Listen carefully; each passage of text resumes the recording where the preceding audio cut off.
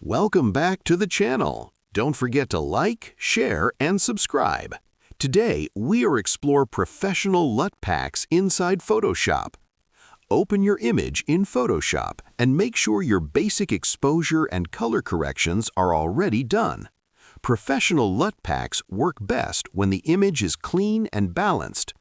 Go to the Adjustments panel and add a Color Lookup adjustment layer.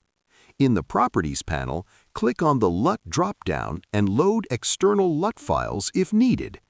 As you preview different LUTs, focus on how they affect shadows, highlights, and skin tones. Choose a LUT that gives a strong professional base without destroying details.